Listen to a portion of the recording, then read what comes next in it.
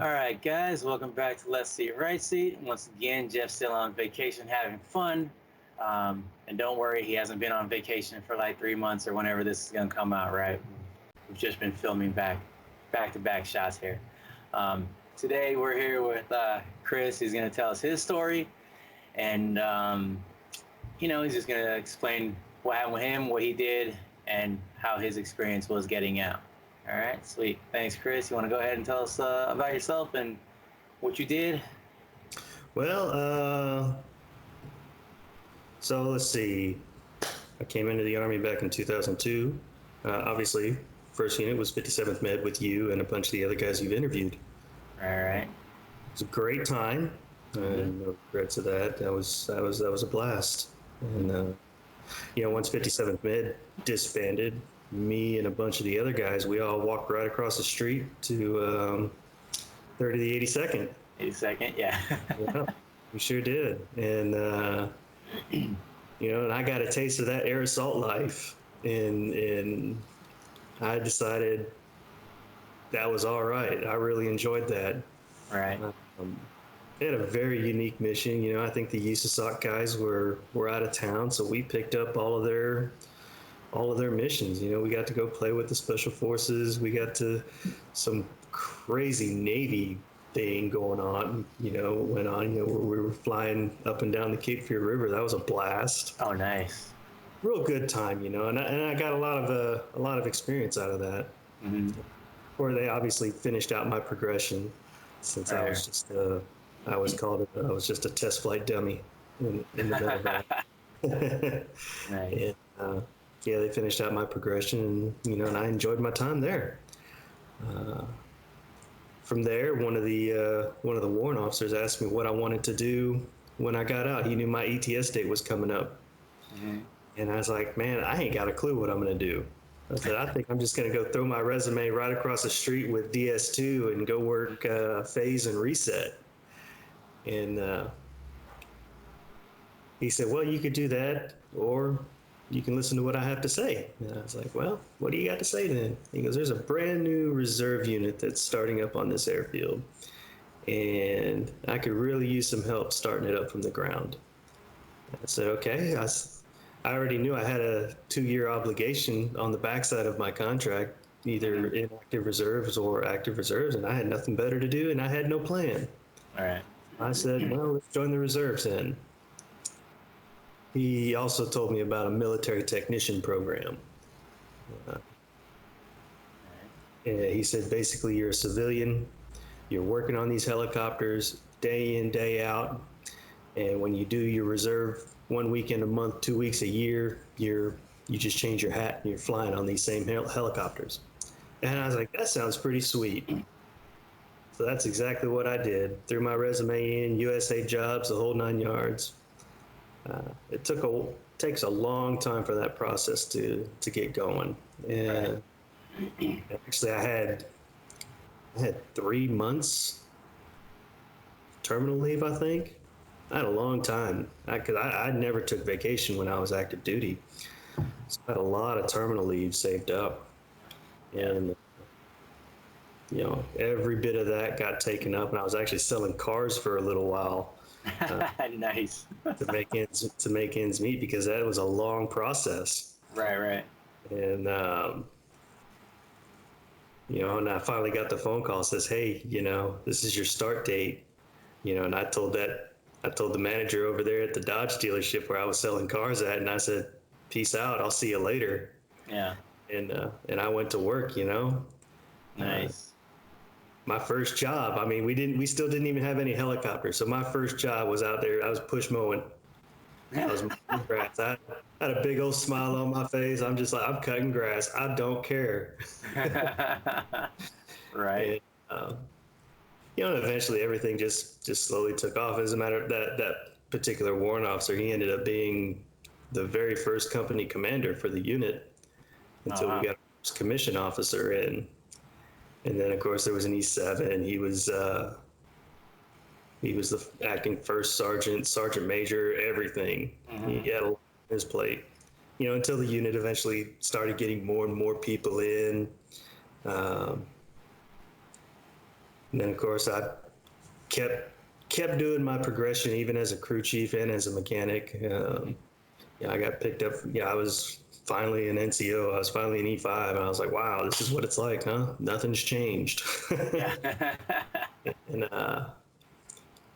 I got sent to the FI course, and I went and did that. Then I came back, and the unit had built up quite a bit. It just took, in 2 short years, we had built the unit from the ground up and got them deployed in Afghanistan. Right. And I was actually in danger of not being able to deploy with the unit. And I was like, the hell, I'm not deploying with this unit. I built this unit, Right. Yeah. And the reason was because of my time. I'd only had a 2-year obligation with the reserves, so I had to enlist or to re-enlist. Finally, my first re-enlistment is coming up, and there was no bonus, there was no nothing for a tango. Still, Right. So was talking to my commander about it and everything, and he said, well, why don't you just do a 1-year extension and wait a little bit, see if a bonus comes around, because they were all about helping us out, And so I did. I just went and signed a 1-year extension, and we knew the deployment was coming up. And when we finally got the orders, there also came a list of all the people that were going, and my name wasn't on there. Mm-hmm. And I said, what in the hell? No, my name needs to be on that list. Right. And it was because I didn't have enough time left on my contract. So, my 1-year extension had already started to expire. Wow. And so our battalion, which was in Fort Knox, said, if you really want to go, you need to sign a 400-day extension. 400-day extension. I said, all right, well, I'll do what I got to do. I'm deploying with this unit. Right. And that's pretty much how I stayed in the Army for 11 years without doing one single re-enlistment. Not an official re-enlistment. They were all extensions. Right. And yeah, that was pretty good. It was fun. We actually, as it turned out, we were the very first Army Reserve aviation unit to deploy to Afghanistan. Nice. So there's actually a little video on it on YouTube. I was ambushed with I was ambushed with another interview that I did while I was in Afghanistan. Maybe you guys can look it up. It's called First in Flight, Alpha Company, first of the 169th. Right. But yeah. So after that, of course, I was going through a divorce, and I didn't get a job that I was prepped for to be a civilian flight instructor. And when my boss at the time, when he said he was going to give the job to somebody else because I couldn't dedicate the time to the job because of my the divorce that I was going through, I told him, do what he's got to do. I said, you do what you got to do. I said, but when this ID card expires, so do I. Right.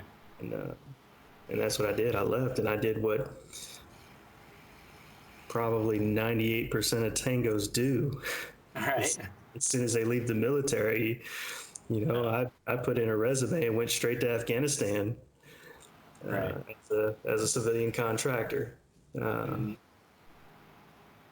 of course, I made a crucial mistake out there as well. I went out there I was like 10 months I was out there. And I had heard all these stories about people getting a job out in Afghanistan, making big contractor money. And then when their 1 year was up, they go home, they can't find a job at home. So they end up back in Afghanistan. And I didn't want to be that person. Right. Oh, that makes sense. So the entire time I was in Afghanistan, I was looking for a job. Right. I finally got a job, and it was working for a company called Schlumberger. They're actually it's a French company, so they say Schlumberger. Oh, Uh, those and that French and their was, wacky accents. yeah, and so that's actually the largest oil field technology company in the world. Oh, And nice. they employ like 150,000 people worldwide, working oil fields and all this other stuff.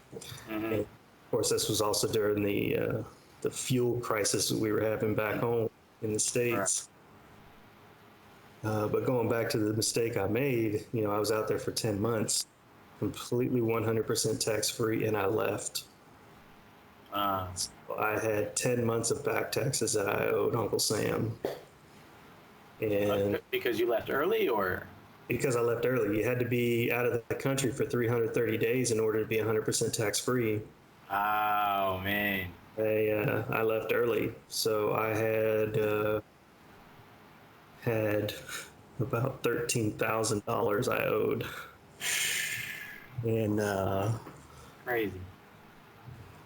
yeah, I was actually very shocked. Um, Yeah, that was, I would have been too. Yeah. that was the big mistake that I made, as well as my residence was still in North Carolina, so I had North Carolina state taxes that I had to back pay also. Right. So it was a double whammy, and I'm out in I was out in Williston, North Dakota, Yeah. working for this company, and it is a great company to work for. Hmm. And at the time, there was, I don't, there's a lot of people that know about it, but it was a big oil boom out in North Dakota. Yeah. And so there was unlimited hours. I was getting paid $21 an hour, and I was working absolutely as much as I wanted to. Right. And that's great. It starts to take a toll on you. Right. Right. Yeah. And I was working 12-hour shifts 7 days a week in Afghanistan. So Yeah. sure, I can handle this, and they were working, they do 2 weeks on, 1 week off. Right. And on my week, on your week off, they fly you home. Hmm. So I was back and forth between Florida and North Carolina. At first, it was North Carolina and in North Dakota, and then we packed up and moved to Florida. Nice. And my wife, and that was she called it the perfect marriage setup. She said after about 2 weeks, she would start missing me. Then I'd show up for a week. And then after about a week, when I pissed her off, she's ready for me to go again. Sounds great. Yeah, it was okay. And, your cost of living was taken care of in North Dakota. I lived at basically barracks. Uh-huh. They called them man camps. Right. And Right. so you have your own room, you have your own room, and there's a shared bathroom in between the two rooms. All right. There was a 24-hour cafeteria. If you missed all the hot meals, there was always soup, salad, and sandwiches out in the middle. Right. So Right. it was good. Free transportation, and I'm working in a shop. And when it's 30 below zero, I'm glad I'm in a shop, and Mhm. I'm just, you're working on this giant equipment. Yeah. I mean, I've never seen anything this big before in my life. Mhm. You're talking a V10 engine that's the size of a Volkswagen Beetle. Right. Right. You do an oil change on that, and it takes 50 gallons of oil, not Wow. 4 quarts of oil, 5 quarts of oil like your car does. Right. I've changed. I got the opportunity to change air filters that were the size of a 4-cylinder engine. Jeez. This stuff is huge. It's Right. extremely heavy, and I actually did that for a year. I lasted and did that for a year and a half, Right. and of course the gas crisis in the U.S. started to die down, and when that happened, a lot of these big oil companies started. Laying people off, or They started laying people off. They stopped the drilling, and the work wasn't there. gotcha. And I ended up getting shifted out of the comfortable shop to being a field mechanic. And I was like, Okay, field mechanic, not a problem. Still same, everything's the same. And I'm just out in the middle of a North Dakota plain somewhere and sitting in the truck waiting for something to break. Right. And, that was okay. And then more cuts started coming. I still made the cut. I was still good enough to stay employed. And they said, Right. listen, we're going to, my role just changed, that's all. And I ended up actually being a crew member on one of these fracking crews. Mm-hmm. A lot of people are familiar with fracking and they think it pollutes the earth and everything like that. And it might, I don't know. I'm not a scientist and I don't know what all these chemicals are that they actually pump into the ground. But I was a member, I was a crew member now. Mm-hmm. My pay didn't change. The only thing that did change was, I was getting, as a mechanic, I got a tool allowance, which, it wasn't much, but it was still an allowance that I got to buy new Right. tools. And so I lost that, but that was no big deal. I was still making good money. And then things changed again. My whole crew got shifted all the way down into Texas. Mm-hmm. I'm working in the heat of Texas and everything, and you keep hearing all these rumors. Oh, this crew over here, they got laid off. They got no more work, so all of them got sent home. Yeah. And so the writing was on the wall. Right. The axe was coming. And so after a year and a half, I finally put it away, and I said, okay, I need to do something different. And of course, being an aviation guy, I already knew that, right after you're out for about 2 years, they really want to see that recent experience. So I was right on the edge of that, and I landed a job back in Florida working on a contract with the Navy, All right. Yeah. working on a UH-60 Sierra model. Yeah. That turned out to be a great contract. I mean, I'm in Panama City Beach. I live right down the road. Mm-hmm. That was at first it was a different contract because it's Navy, and here I am. I'm all Army. This is how things are supposed to go. You guys are screwing this crap up. Right. And Right. after you've been there for a while, you're like, hey, you guys kind of got you got it going on over here. The Army was fucking up all these years ago. They've been doing this stuff the wrong way this whole time.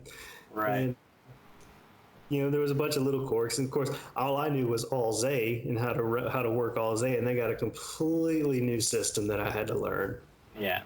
And anyway, long story short on that, I did that for a while. I actually became the lead mechanic at that job site as well. Oh, nice. Nice. And, unfortunately, that one came to an end because that Navy unit disbanded. Oh, man. It was a research and development unit, and we had a bunch of experimental parts and pieces on these UH-60 helicopters, which was it was brand new. It still kept me engaged to where I wanted to learn more because it's all experimental stuff. I mean, we had engineers come in and they're reading out of the book that they made, and as experienced UH-60 mechanics go, we're like, no, it's easier if you do it this way. Right. And of course, they're putting their red lines through what they wrote, and they're taking notes and everything. So we got to help develop a system. Right. Right. And then twice a year, another group would come into Panama City, and they would put these systems to actual, test and development. Yeah. So we got to, and it got to the point where the one system that was the 2 years I was there, the one system that was actually put into production that went out to other Navy units, I got to be, I had my hand in it, Right. Nice. So that was cool. Beginning to think you might be the cause of all these disbanded units there, Chris. No, not exactly, but I don't know, maybe. So that was a really good experience there working as a contractor for the Navy. Right. And since that unit disbanded, I needed something else to do. So I had landed a job at the Air Force Base, at Hobart Air Force Base, Oh, doing okay. mods on the CV-22. Nice. And of course, this entire time, I've never got my A&P. Never, Right. never really needed it to work on military aircraft. But anyway, so working on CV-22s, that was another new and exciting thing. I was happy to be there. It kept me engaged. Um, and I did that for quite a while. Um, and then, of course, as things goes, going back to the how much money I owed Uncle Sam, Uh-huh. started knocking on my door. You know, he seized one of my bank accounts, and I'm just like, oh Man. my gosh, I've got to get this taken care of. And so I started looking for a job overseas. Right. I ended up back in Afghanistan. Uh-huh. I was like, okay, so if I work out here, you know, I'll have the taxes taken out of my check, no big deal, still make good money. By the time my 1 year is up, Uncle Sam will take his money out of my tax return, and who knows, I might get $1 back. I don't know. Right. Yeah. Well, lo and behold, I fell asleep on the job and I got fired. Oh, man. It's like, how do you get fired from Afghanistan? Well, simple. You fall asleep and the wrong person sees you. Right. Um, Was it like a guard duty job or? no, it was, it is helicopter maintenance. We were in between phases, and Uh-huh. so it was either you have to stay busy, Mm-hmm. and their version of staying busy is sweeping the hangar floor in a clamshell, 10 times a day until your Right. 12-hour shift is up. Right. A bunch of us weren't doing that. We were kind of just sitting around bullshitting, and I closed my eyes for a minute, and somebody had walked by and took a quick snapshot with their phone. Oh, wow. Said this guy was asleep. Here's the proof. And next thing you know, I'm getting fired. And I'm getting sent home. Dang. So did that create more taxes for you then as you went, or No, because I had already done my 330 days? taxes taken out. Oh, okay. So that was the lesson learned. No matter where you go in this world, have your taxes taken out because you never know what's going to happen. Right. And so I got sent home, and now I'm unemployed. And I needed something to do.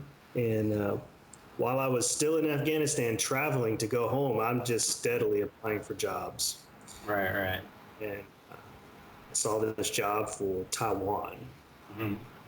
and they picked me up and hired me right away. I had 30 days at home. Oh, wow. Okay. I was already packing up, coming here to Taiwan, and I've been here ever since. And That I was, actually, March of this year? Is it? last year, Oh, March of last year. Okay. last year, and and so while I started working here as a maintenance mentor. You see, Taiwan had bought all these brand new UH-60 Mike model helicopters, Mm-hmm. and they were not prepared for this helicopter at all. Right. And when the program first started, they sent pilots to Fort Rucker, they sent students to Fort Eustis. Uh-huh. And, well, those pilots are, they're instructor pilots now, and Uh-huh. those students are the students that went to Fort Eustis are they're working in QC. Right. So they still have to get this program launched, Mm-hmm. and I don't work for the Taiwan Army. I actually work for SATMO. I mean, I work for a special applications group, and as a group, we work for SATMO out of Fort Bragg, which is Security Assistance Training Management Organization. Uh-huh. I think that's what SATMO stands for. And so a lot of times there's some misconceptions about who we work for. Right. We're like, no, we work with you, you know, with the Taiwan Army. We work with you. We don't work for you. Right. We're here to try to get your program off the ground so you Right. guys can be self-sufficient. And so as a maintenance mentor, you know, of course, we're working hand in hand with their tangos. Right. And there's really not much of a language barrier because the younger generations out here can speak pretty good English. Mhm. And so I didn't have to learn Mandarin Chinese or anything like that. Gotcha. So I just brought my experience to the table and started mentoring. Right. I mean, and it's you'll get a lot of stuff like how do you know they might not have ever used a certain torque wrench or a dial indicator or a caliper or anything like that, special tools that you know because now these guys haven't gone through Fort Eustis to go to school. And so you're still trying to teach them and mentor them. And every now and then we were able to give them a class on something. And of course, we had all the bases covered. We had mechanics, we had avionics people, and we had sheet metal people. Right. And so that lasted until March. Right. And the contract changed. That was Taiwan's option year, and they decided to drop the mentorship program. Mhm. I'm like, great. You know, I got out here in March. So, I mean, I haven't even really been here a full year yet, and I'm already going to lose my job because I'm just a mechanic. Right. But they kept the flight program, but all the flight positions were filled. And as fate would have it, one of the crew chiefs that was out here, one of the senior FIs that was out here, he went home on vacation and never came back. Right. And so I talked to the program manager, and he already knew I was a certified flight instructor. I mentioned he wanted me to get my flight physical and send him all the stuff before I came out here the first time. Right. And I told him no then because I wasn't interested in flying. Right. So since this crew chief didn't come back and the contract changed, at least this company was good enough. You know, they definitely care about the people. You know, and he gave us like a 2-month head start. He's like, listen, this is what's going to happen. And so we were all grateful for it. And out of all the resumes that I blasted out there, nobody, you know, I got one email from one company that said that they received my resume. That was it. Nobody else sent me an email or nothing like that. And the crew chief that took off and never came back, I talked to the program manager about it. He says, well, you can't officially take his job until we take him out of the system. Right. So I had to wait until he was officially unemployed and fired. Uh-huh. And so that time came, and I ended up driving all the way to Taipei, which is about a 2-hour drive from where we're at. And I got a flight physical, and came back, and he said, "You got the job." Oh, nice, nice. It was really that's all it took was just I just had to go get a flight physical. He said, "You got," and I got the job. Nice. Yeah, and then I started. You know, I took the senior flight instructor's job out here, which paid significantly more, and yeah, that's what I've been doing ever since then. And even as a senior flight instructor out here, I do a lot of assisting as far as the Maintenance goes. well, yeah, even as far as the maintenance, they still come up and they ask us questions, Mm-hmm. and you know, we show them in the book where to find the answer or how to find the answer. Right. And as a crew chief, you know, we really don't have a whole lot of students out here to teach how to fly. Right. The crew chief program has already kind of taken off. Mm-hmm. So we are assisting in the IP course. Gotcha. So whenever there's, you know, right now there's an IP course going on right now for 2 more instructor pilots, and we assist with that.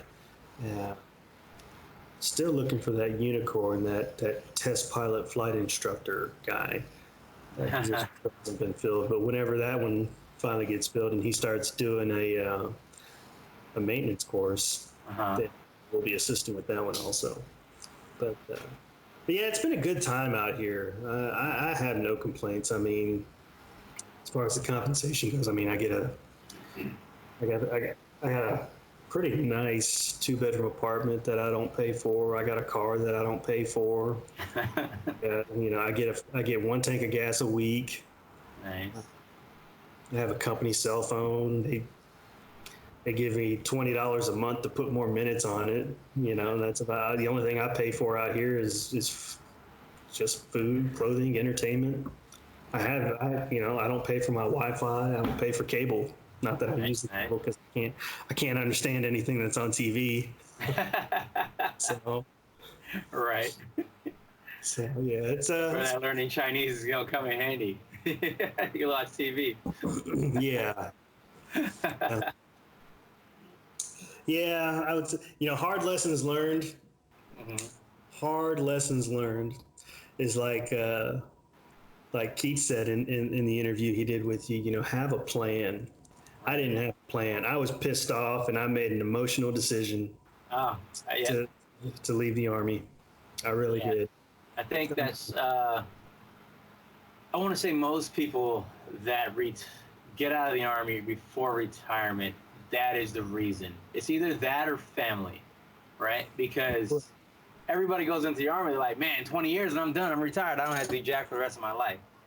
No, Most that's people get not in true. there and they're like, well, after that, you know, after this, whatever, or because of this unit or whatever, you know, this chain of command or that type of person or this experience, they're like, well, I'm done, you know. So I feel like I kind of feel you on that emotional, um, you know, Yeah, that emotional decision, and it's a knee jerk decision.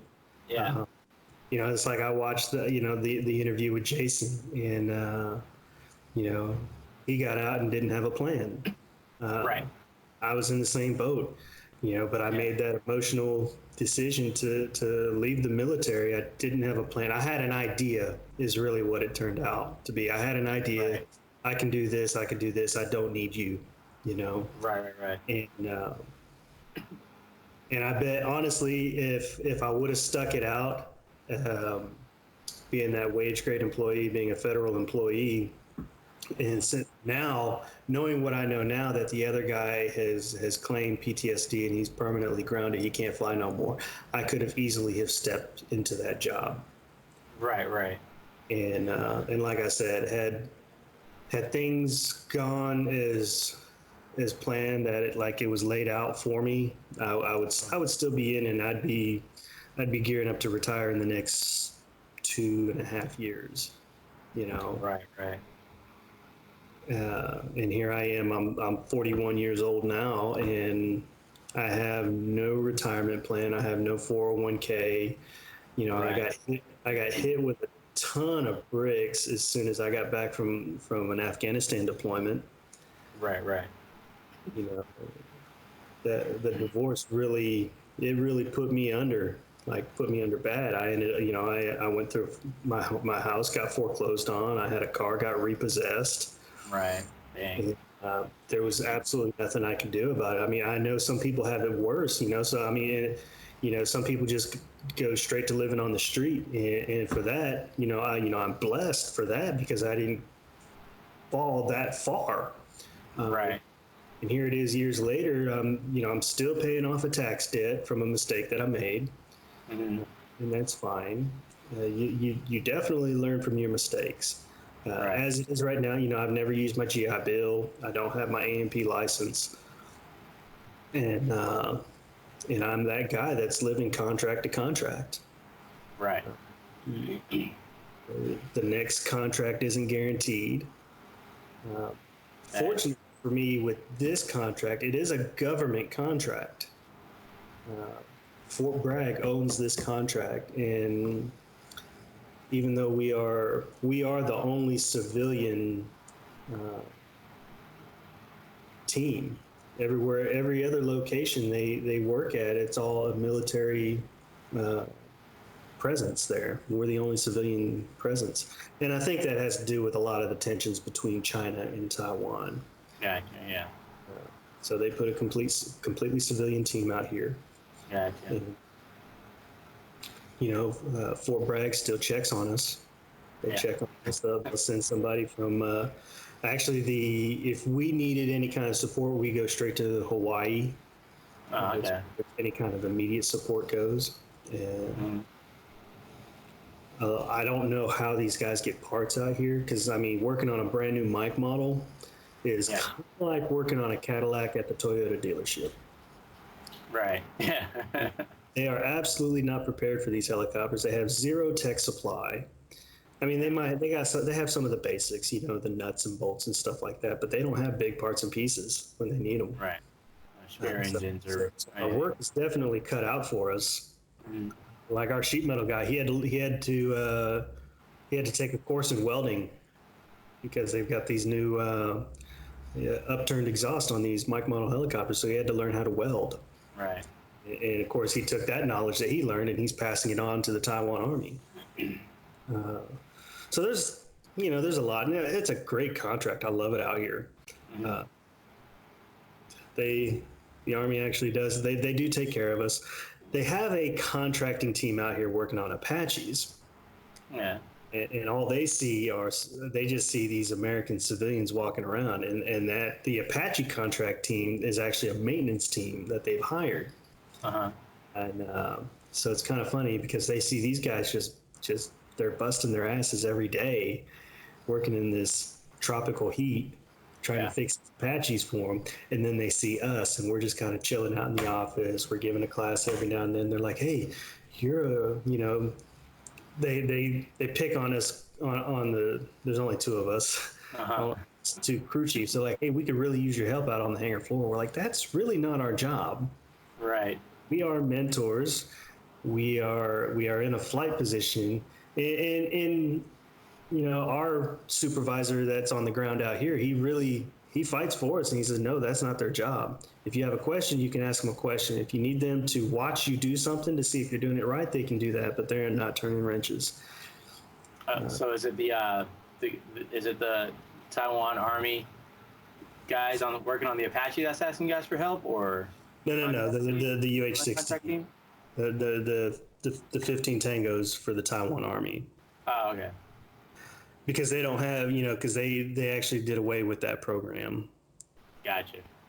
And, but yeah, so we just try to do our best as far as passing our knowledge along and getting this program off the ground. And they almost have it, there's a few issues. The Taiwan Army itself is a different dynamic than what we're used to in the U.S. Army. Right, I bet. Oh my gosh, it's night and day.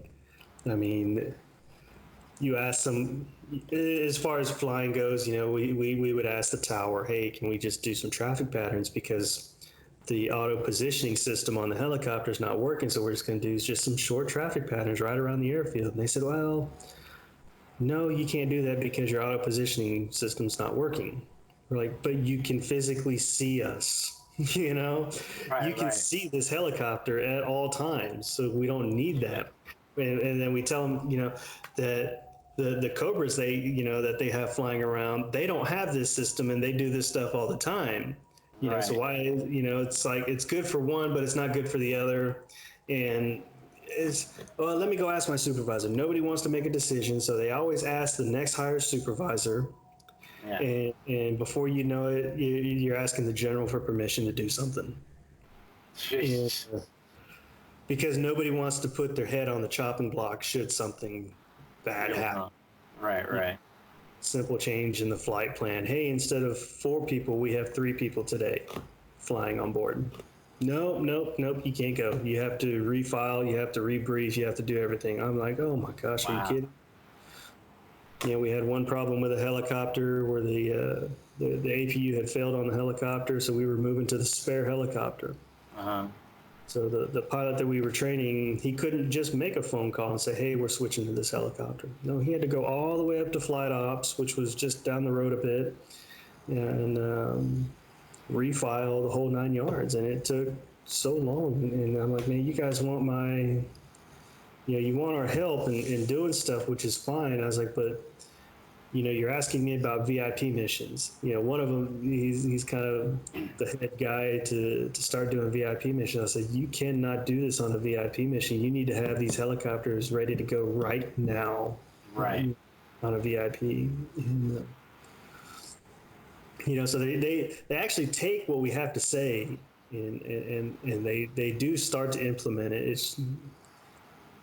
I don't think we're seeing the instant gratification on our side, and they're not seeing the benefits of it on their side yet, because these, little situations as they come up, we do our best to correct it, and of course that situation doesn't happen again for another 2 months down the road. So they're not seeing the benefit of what we say right away. But we think in another 2 years they might have it. I don't know. Uh-huh. It's been a wild ride, for sure. Sounds like it. Sounds fun. It is fun. You contacted me the other day, and I was like, I got to get my day started. I was actually scheduled for a night flight. Because we still have to do all the same requirements that we had to do in the Army. We have minimums, minimum flight requirements that we have to keep. We just got another IP come in for a little while that we're borrowing. So of course we have to go through the whole thing again. We have to give him an LAO, fly him. He's got to get his currency, his night flight done. He actually had to go get a flight physical again, and right. It's the whole 9 yards. And we've only got this. We're only borrowing him for 3 weeks, but we still have all the military requirements are still the same. As a matter of fact, we have DES from Fort Rucker coming here next week. So we're all going to get checked. Nice. Well. Of course, I've been hitting the -10s and just doing my studying as a crew member in the back. That's about all I can do. Right. They are our senior IP. He keeps all of our records and everything like that. And he used to work with DES, the whole 9 yards, and he's got a good head on his shoulders, and he knows what he's doing. So good. We should pass, no problem. Nice. Sounds good. And when you're out there, are you is your family allowed out there, or? Yeah, actually, last year my wife came out here for 6 months. She hung out for 6 months. Oh, nice. She's a nurse, and just like any other professional field, you have requirements that you have to keep up with. So she went, after 6 months, she went back to the States, and all her certifications. She does a travel. She does a travel nursing. So instead of Florida, right now she's in West Virginia. Oh, okay. And, she's working out there, and of course she's got to do her CPR classes online. Her this medical jargon that I really don't understand. Right. She's got to do her combat lifesaver courses and everything like that, because it's like an annual requirement for her. And and then of course in the medical field, in the professional medical field, they have just regular continuing education. So every year she has to complete, I don't know, I think it's like 15 or 20 hours of some kind of medical education. Right, yeah. Wow. That's great. Maybe she'll keep continuing that education. Maybe she'll just hit that next level of nursing. Right. So, and then she thinks she's coming back out here around probably right after Christmas and New Year's. She'll come back. Cool. With me probably till the end of this contract. So, I actually recently in July, I went home in July to visit, and I stayed home for 3 weeks, hung out, Nice. played with grandbabies, the whole 9 yards. Nice, nice. I said grandbabies, people. All 3 of them. right, nice. Yeah, that's telling you, I just had one, and not even a grandbaby, just one kid. So that's recently. So Well, with my extended family, it's like my son, he'll be a senior in high school this year. yeah, Uh, great, I man. definitely plan on being home for his graduation. My daughter, she will be, I think she starts the 8th grade, and then my 2 stepdaughters, they're older. They're 23 and 26. So that's where my grandbabies come from.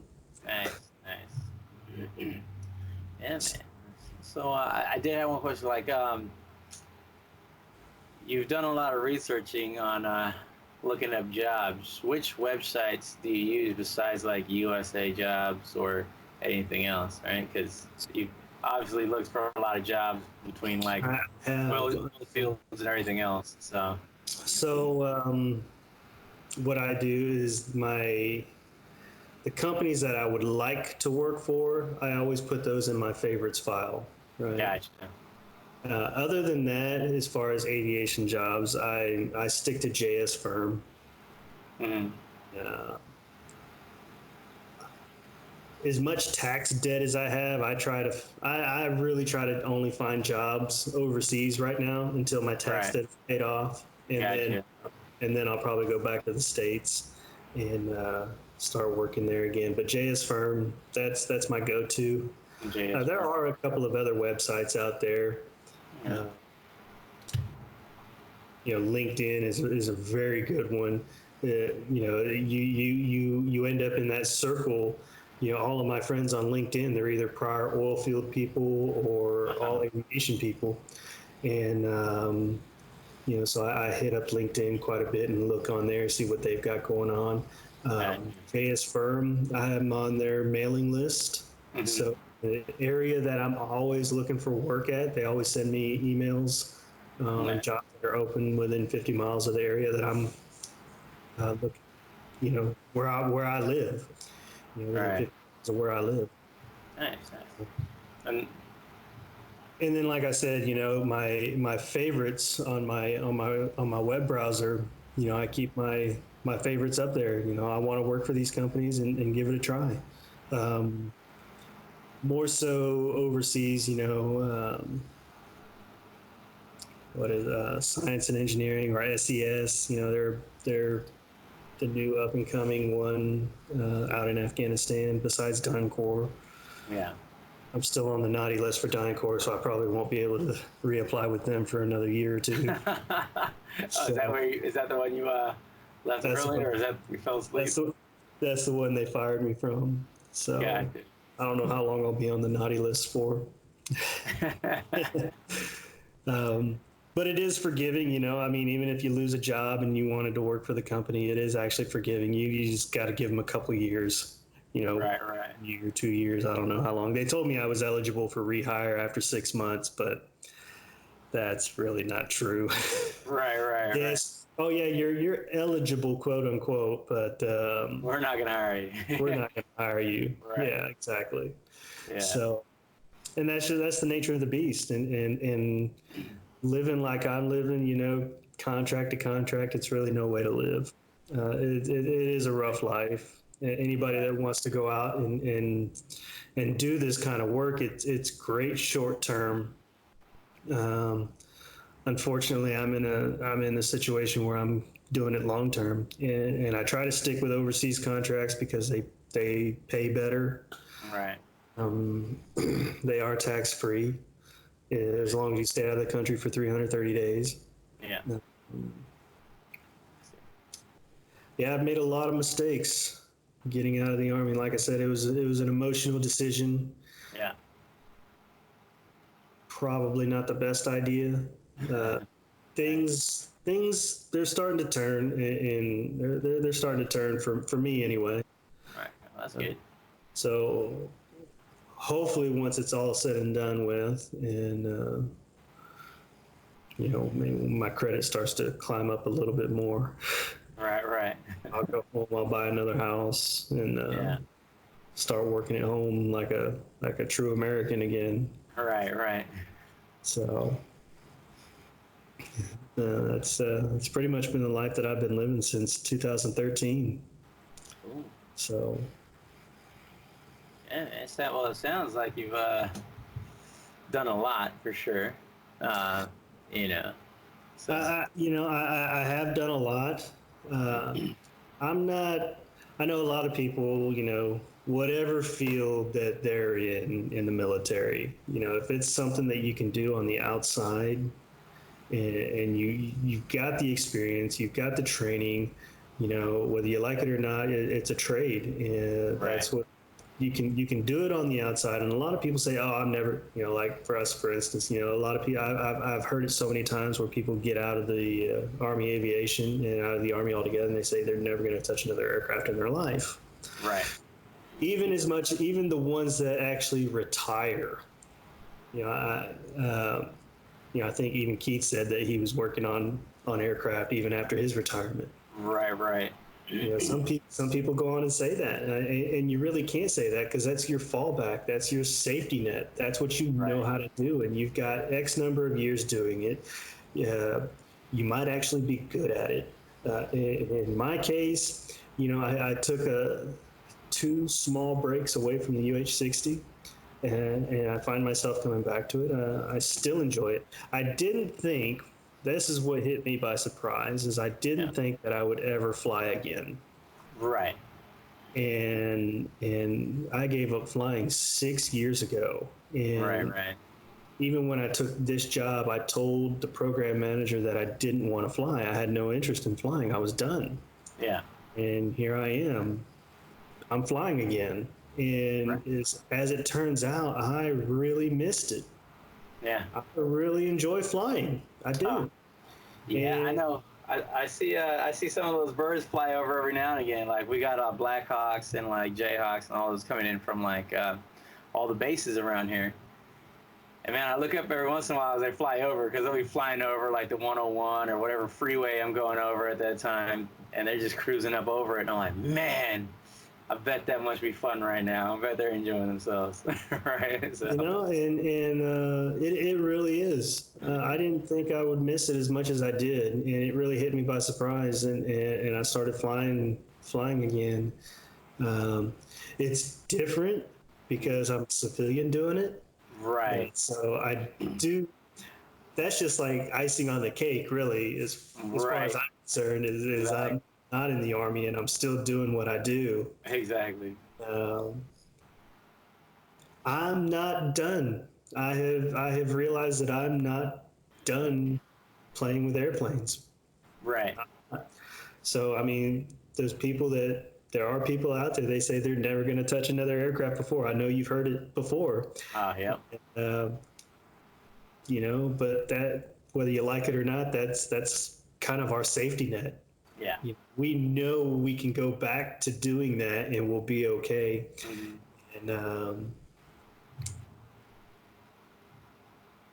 And so even mechanics, regular like fixed wheel, vehicle mechanics that they were on Humvees or whatever in the Army. That's their safety net. They can go work and be just a regular mechanic in the civilian. Yeah. And that's your safety net. When I was working at in the oil field with Schlumberger, I mean, everybody that I was working with was all prior military simply because of the environment that we had to work in, the long hours, living in these barrack style housing for 2 weeks. Mm-hmm. And they loved hiring prior military. They didn't care about your experience. I mean, I was an aircraft mechanic. Right. And here I am working on this heavy diesel equipment. Mm-hmm. There's somebody there to teach you. They just wanted your discipline, I guess. Right. They know that you could put up with the long hours and the living conditions. Right. And I did. I worked with all kinds of people. Humvee mechanics, track mechanics. Yeah. One guy opened up my toolbox out there because he needed to borrow a tool, and he just looked in my toolbox and he looked at me. He said, "You're an aircraft mechanic, aren't you?" And I was like, "How'd you know?" All my tools were shadowed and everything like that. He's like, "That's how I know." Everybody else's toolbox, tools are just scattered and rolling around everywhere. Right. So, I mean, just even the infantry guy was a mechanic out there Yeah. in North Dakota. But so you never know what you're going to run into after, with your life after the Army. Definitely try to avoid at all costs making the emotional decision. Yeah. Get out, because then you're getting out on a whim and you are definitely not prepared. Keith, he had it going on. He said he started networking and looking at everything. Prior, yeah. And I was like, oh my gosh. And he's got himself a good job. And it's not like he quit looking. You never quit looking for the next job. Exactly. That's one I've learned. You always look for something, something better. Right. But yeah, man, making that emotional decision to leave the military is definitely not the right answer. As far as TAPS goes in the alumni program, and ACAP is what I ended up going through, which was Army Alumni Program, something or other. And same thing, it used to be called TAPS. I don't remember too much from that. I do remember the whole resume workshop that we went through, but as far as like VA and benefits and what you're entitled to and all this other stuff, they hit it so fast. Even when you get out, it's a whirlwind, because that's, for us being at Fort Bragg, all we wanted was that dragon stamp. We didn't care about nothing else. We just wanted the dragon stamp. Right. Okay, I know how to write a resume. Okay. Which brings me up to another point that Keith said, it's okay to pay somebody to write your resume. Right. It definitely is, because, they're professional writers. They know what they're supposed to look like. Man, that could be the best $100, $200, $300 you spend, because that's going a long way. They're going to write it for you. They're going to write it right. They're going to use big words that you ain't never heard of before. And the sky's the limit. They can make you look like $1 million on paper. Right. Hopefully, hopefully you can act like $1 million. In the interview, yeah. When I interviewed for to work on Ospreys, the guy that interviewed me had been a mechanic working for Boeing for like 30 years. Yeah. And he was asking me all this. It was a phone interview, and he was asking me all these questions, and all I can remember about that particular interview was saying, "I cannot wait to work with you." Everything else was just a blur, And there was another guy in my shop that he applied for the same job, and he got picked up right away. Yeah. And here it is, months and months. It's like 2 months later, I still haven't heard anything. I was like, man, I didn't get the job. And it was like 2 days before we had to close up shop. I finally got a phone call, and I was like, yes, I got the job. Nice. These things take time. Nothing happens. Nothing happens, like right away. But my wife is calling me. But you just have to roll with the punches and wait, be patient. Something's going to come along for you. So. Yeah. Nice. And I think we've covered about everything that you've had to say about that. But I was going to ask, did working on those generators in Iraq, did those that help you out get the job for the oil rig job? No. Did you put that in the resume at all? No, Say never, generator mechanic that we never fixed, put like in generator mechanic. never did anything like that. Everything I've done has all been, it was all aircraft related. Right, right.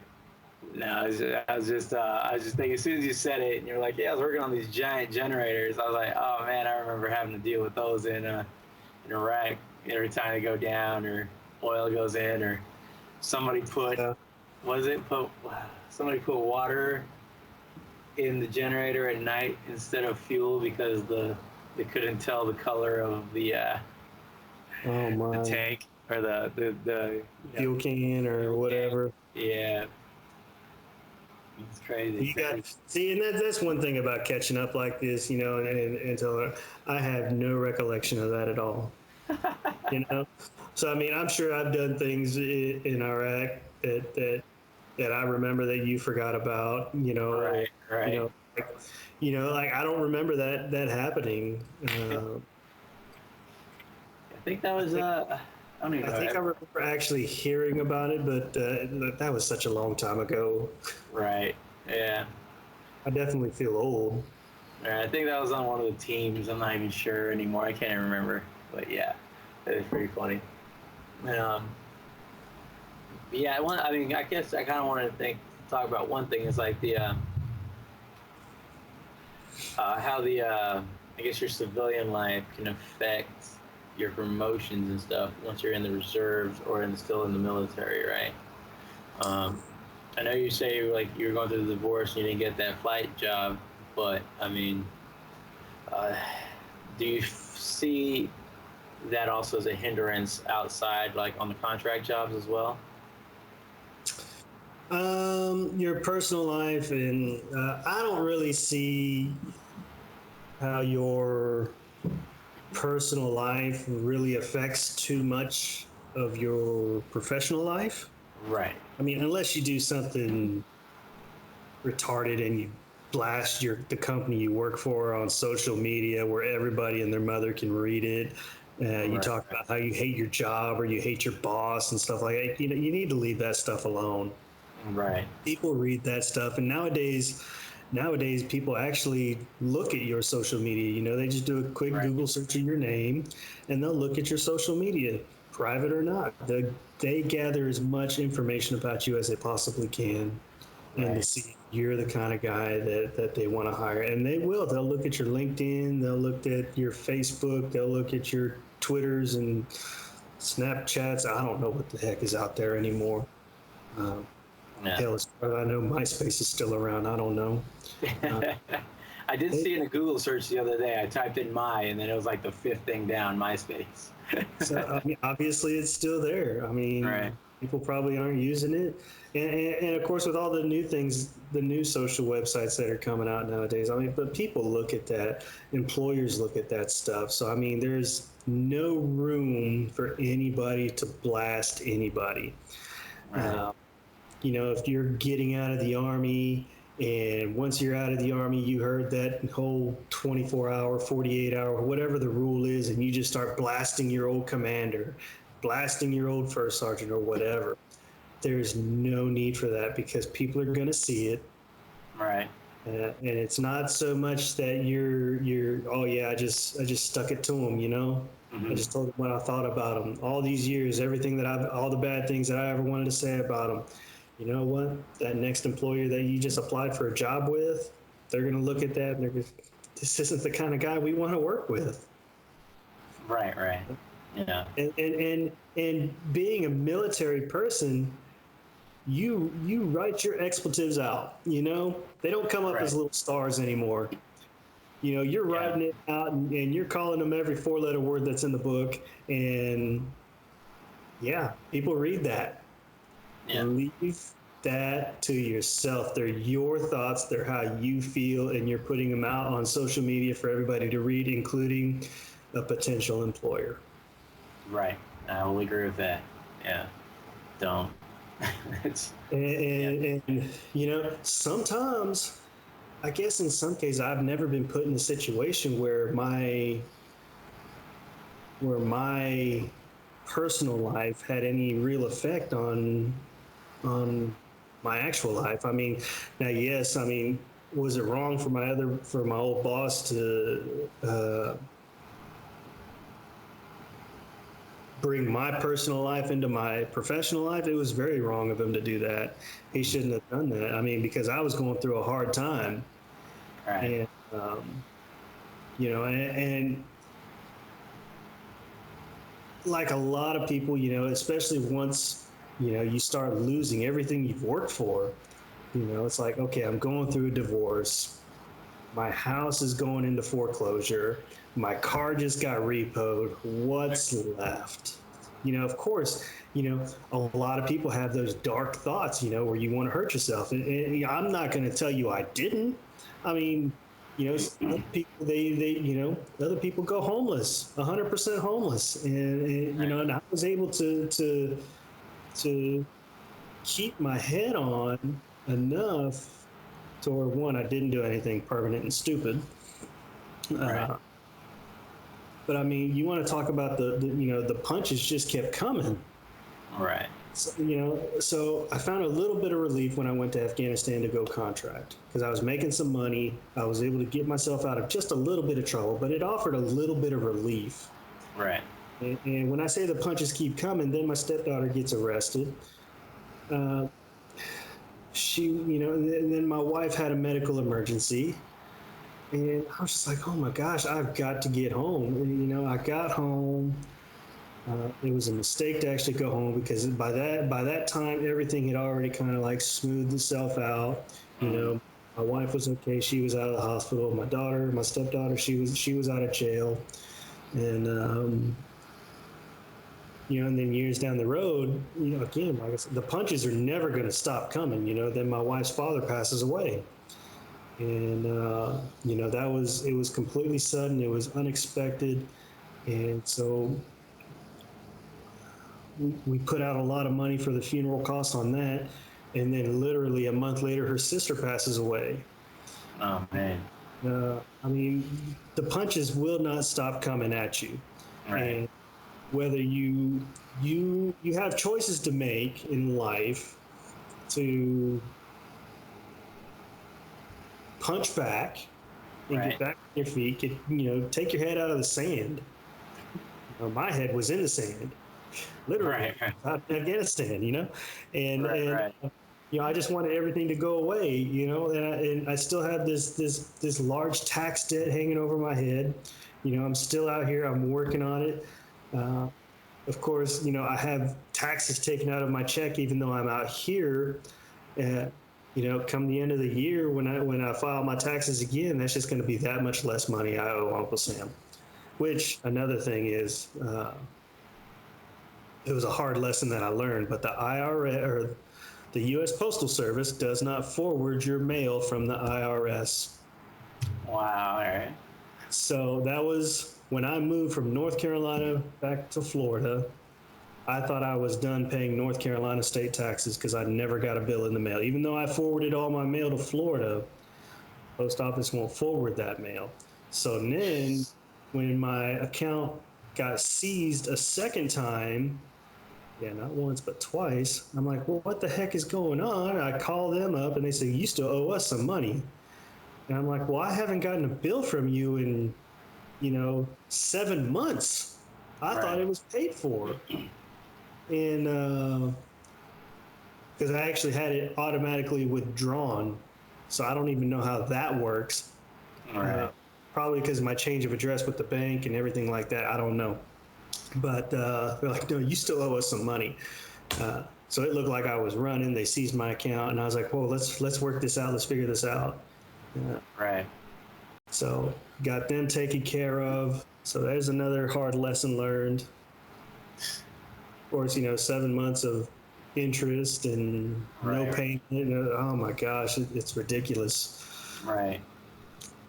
So yeah, the punches will just keep coming, and you have got to keep working and getting that stuff done. Yeah. I think probably all of my punches could have been avoided had I not made an emotional decision to just leave the Army. Right. So, Yeah. it's definitely a different world. I mean, I don't know how I did it. I joined the Army when I was 22 years old. Right.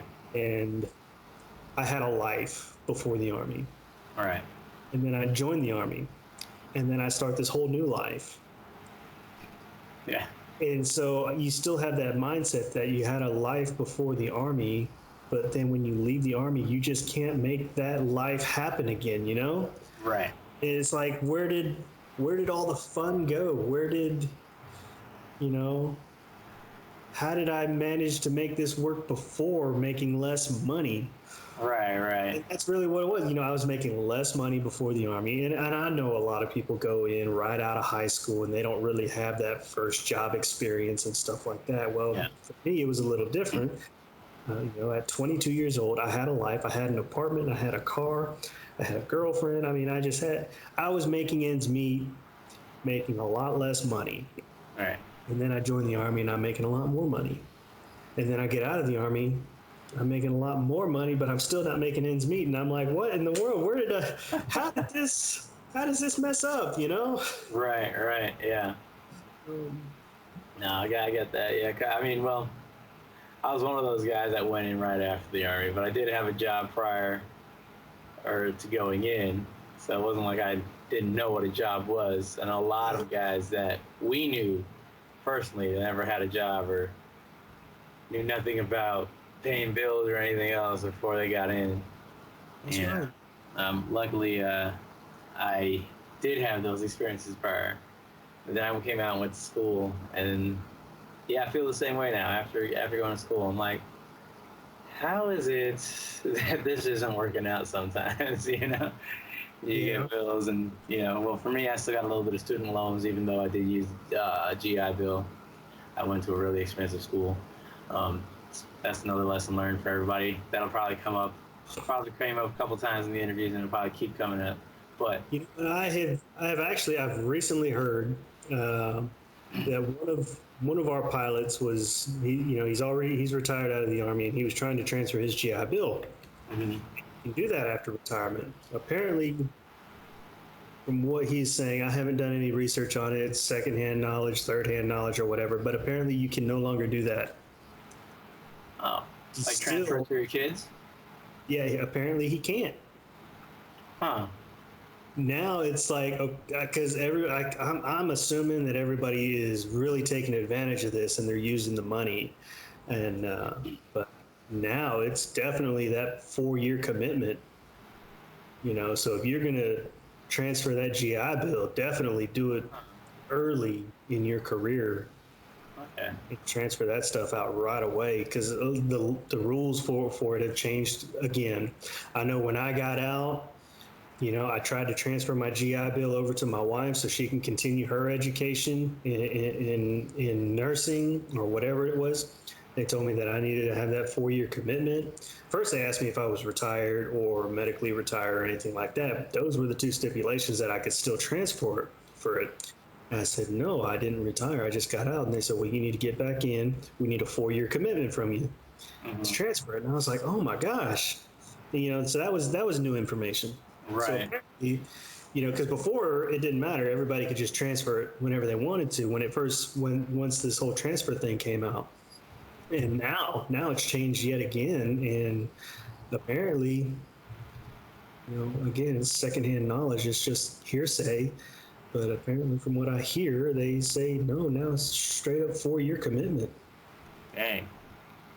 Yeah, I didn't hear about that either. Yeah, Uh, this is actually just recent. Like I heard that this week. oh, okay. Wow. Crazy. So, Yeah. I remember I don't know, because yeah, definitely have to look into that because I think I was at the VSO the other day, trying to get the veteran on the bottom of my driver's license, and there was a young lady in there actually going through, and she had, I think what it was, she had to go fill out a lot more paperwork than the year prior, is what they were saying. So I don't know if it's changed, but I know when I was in there, and it's just all what I overheard just standing there. So I have no clue, but I remember she was in there with her mom, and she had done it the year before, and she was trying to get it again for this year. And I think there was a lot more paperwork. I think with having to, I think it's just providing a lot more paperwork and showing that you are the son, daughter, whatever, blood relative, wife of the individual. She had to go get like her birth certificate and everything else showing that, you know, this was that her dad was the actual veteran or whatever. So I can't be 100% on what I said. I mean, that was about a month or so ago, 2 months ago. So if that changed within the recently after that, it's totally possible. So I could be wrong, but either way, it looks like they're making that harder to happen. So Definitely making it harder. I don't know. Yeah. So I mean, I think that's really all we've got for today, man. I think you've explained a lot of what I think you had this really thought out, because mostly I'm going back through thinking about questions that I can ask, and I just really can't think of any. So, you know, so if if you got anything else to say or think, can you think of anything else, you know, before we leave? We've been at this, you know, for a while now, so. I really can't think of a whole lot. Right. I think, you know, I take bits and pieces out of everybody's interview whenever I watch them on Left Seat, Right Seat. Right. And a lot of people have got some great information out there. There's a lot of good information that people are talking about. So hopefully, if I had said anything, you know, people can learn from my mistakes. Yeah. Yeah. I And think it's try to make things easier for people. yeah, that is the plan, man. That's definitely what we're hoping for. And I keep saying that's why it's the only reason me and Jeff created this is to do that, because we remember getting out and pretty much getting a resume and a slap on the ass and saying, "Hey, good luck, bro." Yeah, I mean, I definitely wish, you know, somebody would have taken me through that whole VA process and stuff like that. And it's something that I still haven't done. Yeah. You know, I know I still have some service related injuries. Right. You know, I actually do have a mild case of PTSD from what a doctor has told me. Right. I've never, you know, and you know, it's all documented stuff.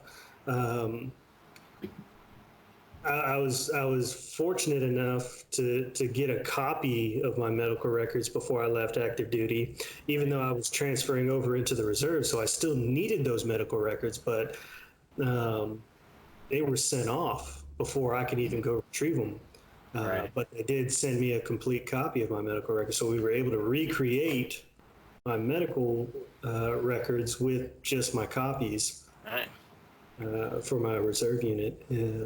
Definitely, paperwork is another good definite must when you're exiting the military. Right. All of your paperwork. I've recently been looking for 2 pieces of paper that would help me out here in the contracting world. You know, one company wanted a copy of my ERB. Okay. But you have a copy of my DD-214. What's my ERB going to tell you, you know? Yeah. It was just kind of a redundant thing, I guess. I don't know. And another, you know, the flight positions, they want a copy of your 759, you know, your flight record closeout. And I don't have one of those. I don't either. Yeah. You know, I've actually been I've been in contact with my old unit and the flight guys there, and they don't even have my old flight record. And I don't know that when I was the flight instructor event, you know, once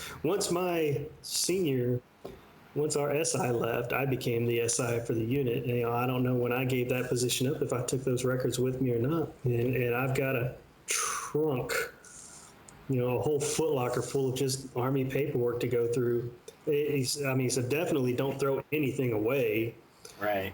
Get copies of everything you can get your hands on, get a copy of, and then digitize them. You know, Right. get them on a disc, and so that way you can email them to yourself, and you'll always have them with you everywhere you go. Right.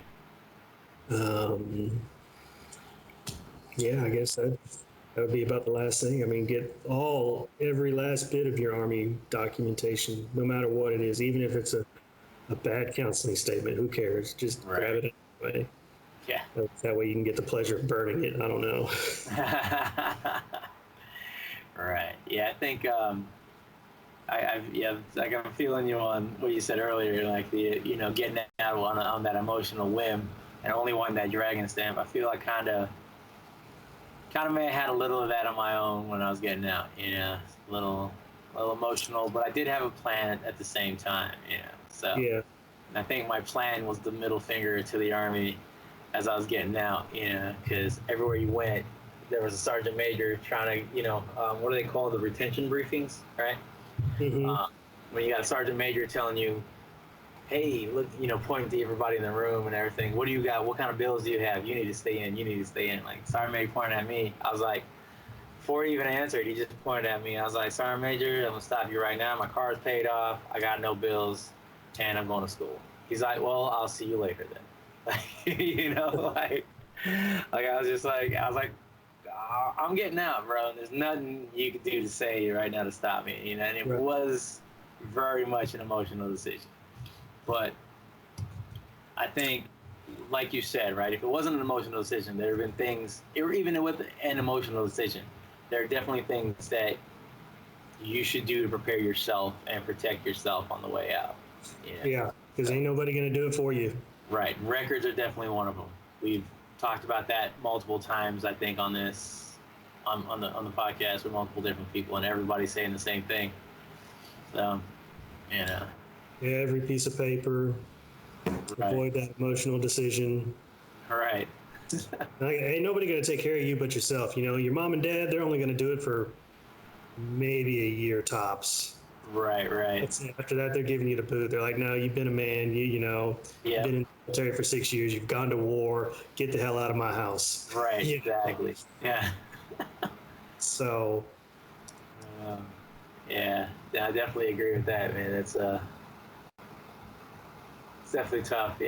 I feel like my parents were from the old country, where they're like, hey, you're not married yet, so you're still living at home, right? Okay, good. My parents were really reluctant to let me out the house. They'd actually argue with me when I do looking for an apartment or something. They're like, why are you trying to leave? I'm like, because I need my own place. So, but I do know a lot of parents who are like, well, you're 18, bye. Yeah. And that's a lot of guys that, went into the military were those guys, Mm-hmm. You're 18, figure it out, bye. It's like, I forget which bird it is. It's either the eagle or the vulture or something. But once their kid's old enough, they literally just kick them out the nest, and you fly or die. Like, it's just that simple. It really is. I mean, it's the game of life. It really is, and you can't rely on nobody else but yourself. Right. Listening to Jason's interview, he had a hard time, and he it sounded like he made a few smart moves. Right. He had that lawn care business, and he wasn't going to give his partner any piece of it until he was ready to give it up. Right. So he made a few smart moves. I mean, everything starts with an idea. Right. And whether you pursue that idea to make it a reality, that's up to you. And so he had a few ideas that he turned into a reality, and now he's got himself a great job. He's designing airplanes. Right. For sure. Keith, he had that guy. I mean, he's just like a mega mind. Keith is probably the epitome of a game of chess. He's always 2 steps ahead of the game. Right. And he's making ends meet right there. Right. So you can only, I don't know, man. I like to tell myself I like to think like that, but the reality is, I don't think like that. And I mean, something like that takes a lot of mental toughness and discipline, really. Right. But right now, it's like as it is right now. Me and my wife, we have a plan. We're like, okay, she's a travel nurse back in the States, and I'm out here in Taiwan, and we say, hey, we're out here. We're going to pay off this tax debt, and then anything else that gets paid off in the meantime, that's just a bonus. But we're not moving from our position until we get this tax debt paid off. Right. Once that's paid off, then we have a little bit more freedom to do whatever it is that we want to do to make life happen. Right. Right. Nice. So we're Sounds not. like you got a plan now, man. So that's good. We do, and we're sticking to it. It's with her working. She's me and my wife. We're I don't know. I want to say we're pretty much cut from the same cloth, so to speak. She was going through a divorce at the same time I was going through a divorce. Right. And even though my ex got away from, she left our relationship 100% debt free. She didn't take on any of the debt. And at first, I had actually won custody of my kids in our first hearing. Right. And she ended up moving to South Carolina. And in the court's eyes, she had abandoned our family. And so it was a no-brainer. It just took forever for the hearing for any kind of child support to finally happen. I mean, you're talking, it was almost 8 months later before I was finally awarded any kind of child support from my ex-wife. Right. And by then, I had already accrued 8 months worth of unplanned debt. Right. Paying for extra childcare. And then at the same time, my ex-wife is going through a divorce, and her ex-husband, or not my ex-wife, my wife is going through a divorce, and her ex-husband took everything. So she had nothing. So here, in this lady, we're both picking up each other's pieces. We've both been completely shattered. And so we're basically, both me and my wife, we're just starting out 100% from scratch. Right. And so I believe that's making us even stronger as a couple. And, nice. Great to hear that. And we got a real good plan. I mean, my wife is I don't care what anybody says. I got the best wife. Right. Mine is the best. Right. Mine is the best. Exactly. So, and everything that's happening, with the tragedies that happened in her life, and of course with everything that's happened in my life, we have both just lifted each other up, and through the grace of God, we have both come through it. Right. So yeah. Cool, man. That's good. It's good. I'm glad everything's working out. And seems like you worked a little hard for it, but you're making it right now, so it's good. We're making it. I mean, we're starting over from scratch, but we're doing it. There you go. Good job, buddy. Good job, man. Yeah. So that's good, man. I think it's really good. One, I'm glad you found somebody that's understands and actually making your life better instead of worse. So that's great. But I mean, other than that, I think everything was I think everything for the interview and everything that you've said and everything you've mentioned, between the personal stuff and the work stuff, man. I think everything you said so far has been pretty clutch, man. It's pretty good, So. Well, I appreciate you taking the time and actually hearing what I got to say. I think this podcast that you and Jeff have got going on, I think it's going to do a lot of good. Not only in catching up with old colleagues and stuff like that, but right. Anybody else who just happens to listen to it, and if if my story helps somebody, if Keith's story helps somebody, if anybody's story helps one person, then I think this podcast is worth it. Right. Yeah. And I think that's exactly what me and Jeff say. Like, you know, and even if we help one person, it's, you know, it's been worth it. You know. Mm-hmm. So it's been good. Well, So good on you, brother. Yeah. Thank you. Thank you. Appreciate your time as well. You know, you take some time out of your day. Had to wake up early on a weekend. You know. It's okay. I'm an early bird anyway. Nice. So good, brother. So yeah, I mean, like I'll say, is there anything else, or are you good? I'm good. I think I've said everything that I think I needed to say. Nice, good man. Well, thank you, sir. Um, and we'll just, you know, close this out then. You know, All right. Sweet. Thanks, Chris, for everything, the information. A lot of it seemed valuable to me. You know, even stuff that we've talked about, you've hit notes that nobody else spoke on. You know, like the records and stuff. Like you've hit notes that other people haven't talked about on those. You know, so You know, I'm not the greatest success story as far as life after the Army. right, And I'm not ashamed to say it. You know, I've gone through the foreclosure. I've gone through the car repossession. I've had my bank account seized by the RRS.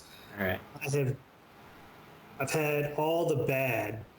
I won't even say all the bad, and I don't even want to say what's next because I don't want right, what's next to happen. right, So everything that's ever bad that is bad that's ever happened to me, you know, I'm not ashamed to say it because I've come through it. right. And you know, so I hope people can take it and hear what I have to say. And if anybody needs any kind of advice on how I managed to pull through whatever situation it was, Right. I'll be more than happy to help them out. Yeah. No, that's good, man. I think it's really, I think it'll really help. You know, and especially just letting people know, like even just where to search for a gig, you know, or a job or a contract or whatever. You know, because it's not everybody that we talk to is going to be ex aviation, right, or prior. You know? Right. So. And I'm sure there's a, you know, I know my wife, with her being a nurse, a travel nurse at that, all of her connections are actually through Facebook. There are different chat groups and stuff like that on Facebook. Oh, nice. And I mean, there was a recent website that I was invited, not a website, but a Facebook chat group, Army aviator veterans or something like that. Right. I think I'm on that one as well. And yeah, I mean, it's like pretty much going viral, you know, and I've invited all of my old Army aviation friends that I had on Facebook, whether you were a member of it or not, you got an invite. And, Right. You know, that's another good insight. I mean, I think I might have read one or two people posting, hey, there's a job opening over here, you know? Oh, nice. I mean, there is a network for whatever job you are in any field. There is a network for it, and more than you'll find one on Facebook for sure. Mm-hmm. And aviation is JS firm all day long. I mean, that's everything aviation. Right. And then of course LinkedIn. You know, LinkedIn. You create your own network on LinkedIn, and there you have it. Right. Cool. Great, brother, man. So, so I appreciate it. Like I said, appreciate your time. And, hey, guys, welcome back every week to listen to what somebody else has to say. And like I've said before, even if we're talking on the same subject, somebody's going to say it differently that's going to vibe with, that person as well. Exactly. So thank you guys for listening, and don't forget to like, share, and subscribe. And if you have anything you want to talk about or you want us to talk about, just hit that comment button. And and come back next week, and we'll talk to you then. All right, thanks everybody. Hey guys, thanks for listening to Left Seat Right Seat. If you liked what you heard, just go ahead, hit that like and subscribe, and don't forget to share with your friends. And come back next week for another episode. And also follow us on Facebook and Instagram and all your other podcast venues. All right. Thanks, guys. Have a good one, and we'll see you again later. All right, bye. See ya.